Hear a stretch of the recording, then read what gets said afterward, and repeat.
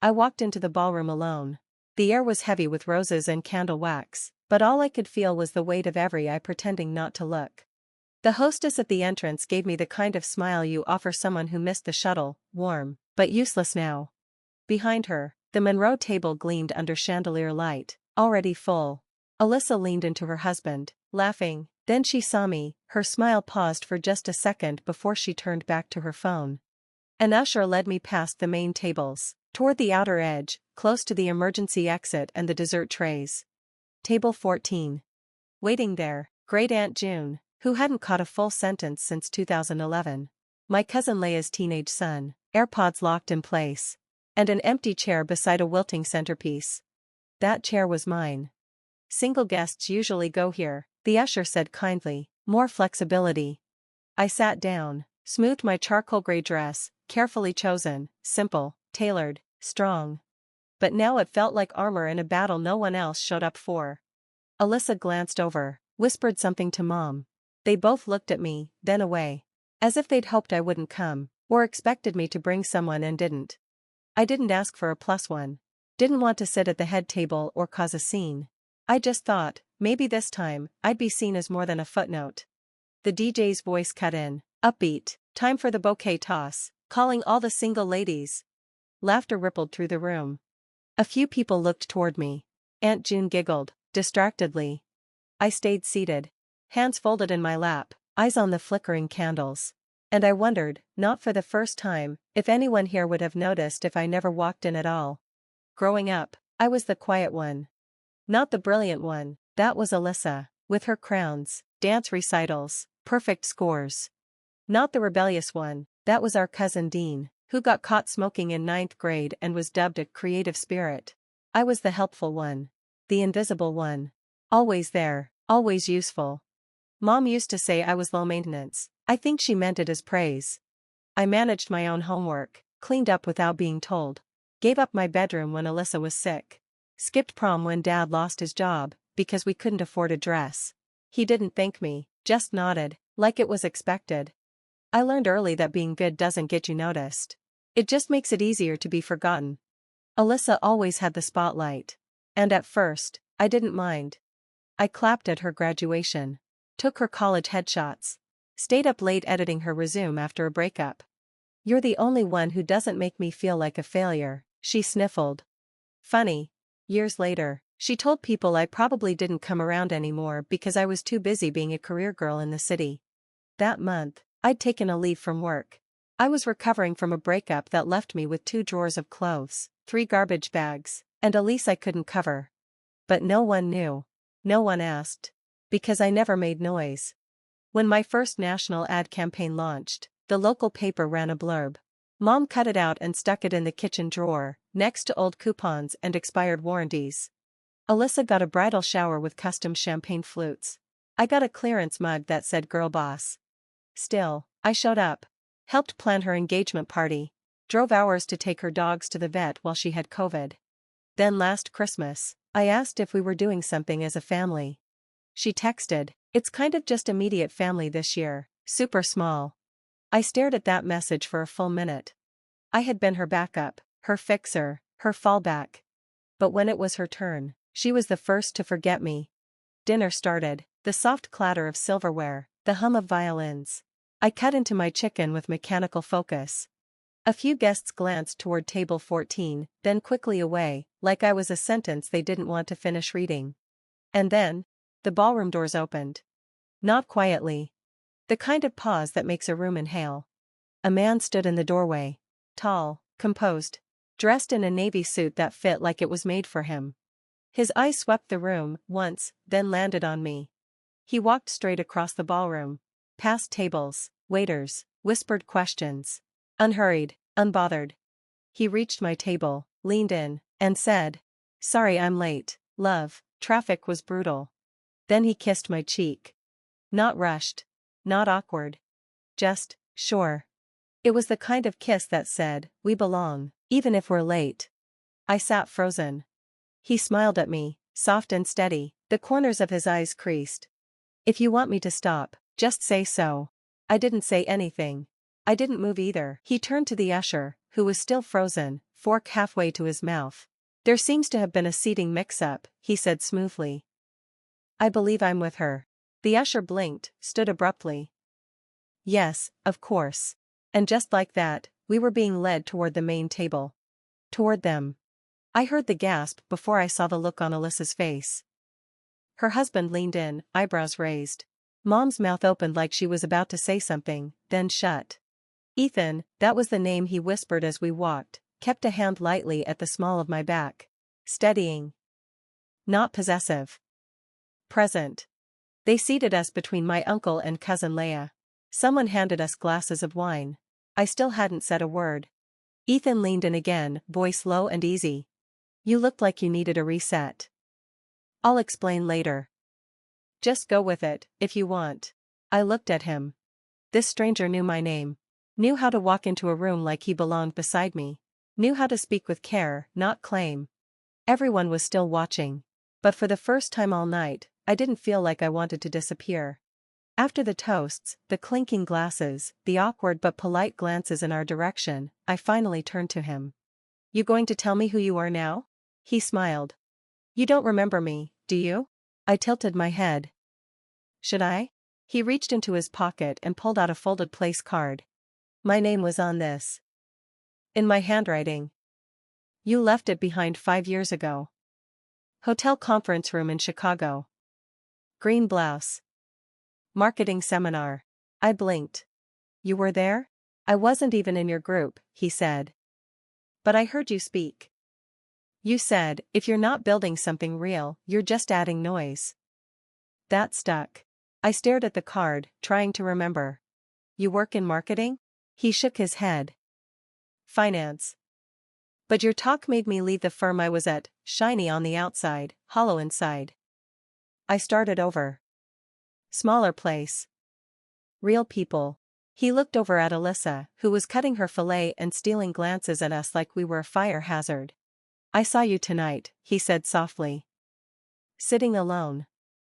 Like you were about to disappear. So I walked in. My heart was louder than the music." "Why now?" I asked. He looked at me, not like someone with an angle.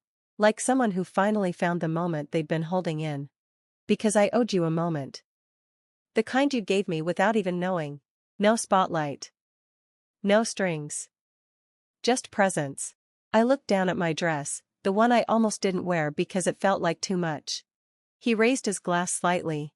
"To the green blouse." I didn't smile. Not fully. But I lifted my glass anyway. For the first time that evening, my hands weren't folded in my lap. They were holding something warm. The music picked up again, lively now. Guests drifted toward the dance floor. Ethan leaned in. "Want to get some air?" I nodded. We slipped onto the terrace, a wide, wraparound balcony with a city view that didn't care who you were. The wind was sharp, clean. It smelled like winter and old conversations. I let out a breath I hadn't realized I was holding. "You okay?" he asked. "I think so." I paused. "I keep waiting for someone to come out here and tell me I'm being dramatic." He chuckled. "They'd be wrong." The silence that followed wasn't tense. It was real. Then the door opened. Alyssa. She stepped out like she was still 12, trained to glide in heels and smile on cue. Her dress shimmered under the balcony lights. "I knew something was off," she said. "You're not dating anyone." "So, who is he?" Her tone wasn't angry. Just mildly inconvenienced, like I'd ruined her seating plan. "He's someone who saw me," I said simply. "That's not an answer." I didn't respond. She turned to Ethan. "Do you even know her? Or is this just for attention?" Ethan met her gaze, calm. "I'm here because she deserved not to be alone in a room full of people pretending she didn't exist." Alyssa scoffed.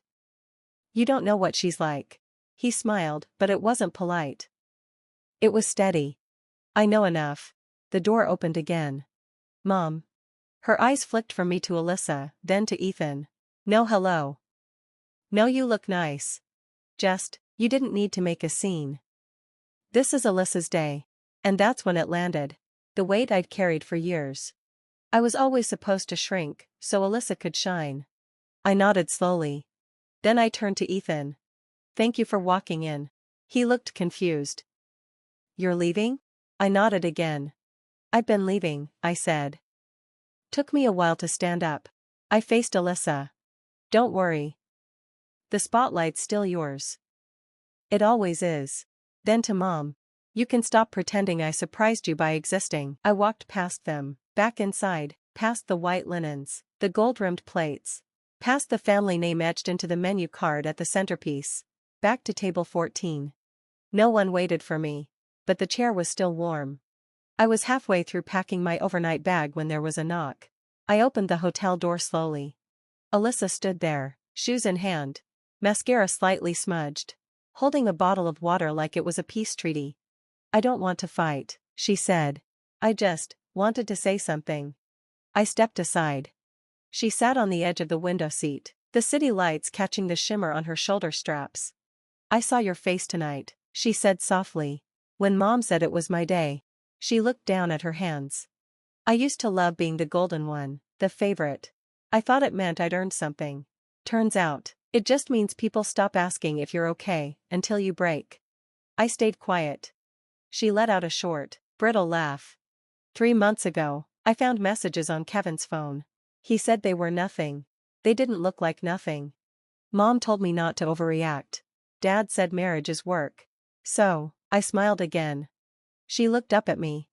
Do you know how many times I've smiled when I wanted to disappear? That stopped me. Because I did know. I knew exactly. I erased you, she said. Not because I hated you. Because you reminded me there was another way to live. One that didn't require stage makeup. She paused, breathing in.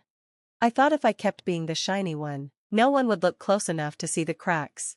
For a moment, we weren't sisters. Or rivals. Just two women who had been raised inside the same performance, finally realizing neither of them wrote the script. I didn't need you to say sorry, I said. I just needed you to stop pretending I wasn't standing right next to you. Alyssa nodded, then reached into her purse. She handed me a copy of the wedding menu. Gold foil, embossed names, hers, Kevin's, our parents'. And in the corner, a handwritten line. You were never invisible. I just made sure you stayed in the dark. I folded it carefully. No tears. No hug. Just one silence that held more truth than any toast. Later that night, I stood near the back garden. The string lights overhead flickered quietly. My heels dangled from my fingers. The air smelled like rosemary and frost.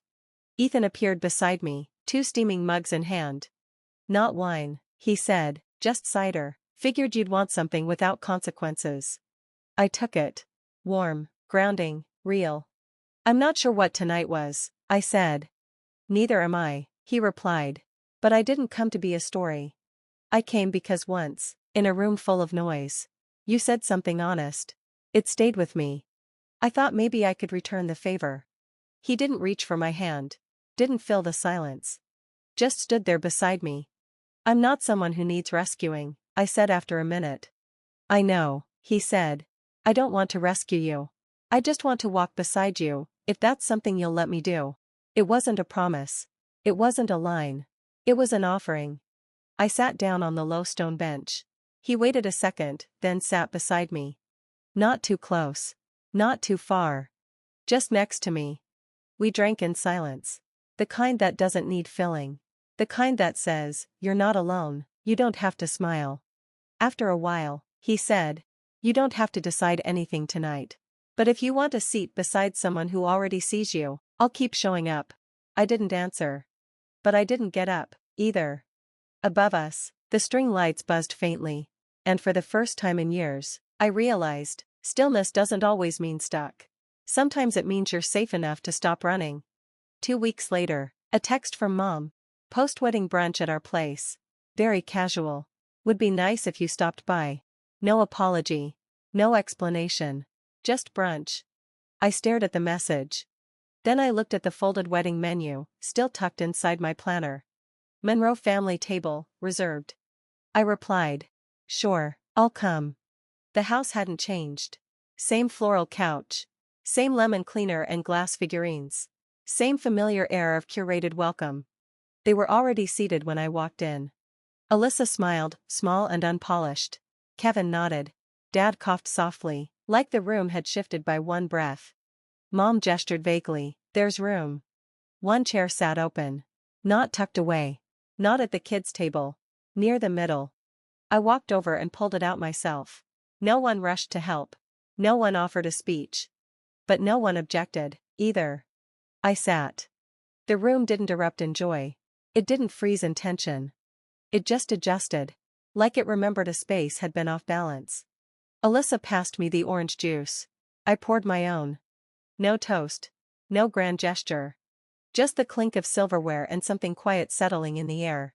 Across the table, Ethan looked at me. Not a wink. Not a nod. Just the same steady gaze he had the night he walked in. The kind that said, "You're not missing. You're not an afterthought. You were always here." And maybe I was. Not because they finally made space. But because I stopped waiting for them to. I didn't come back to be chosen. I came back so they'd stop pretending I was never there. And if you've ever waited for someone to pull out a chair for you, you're not the only one.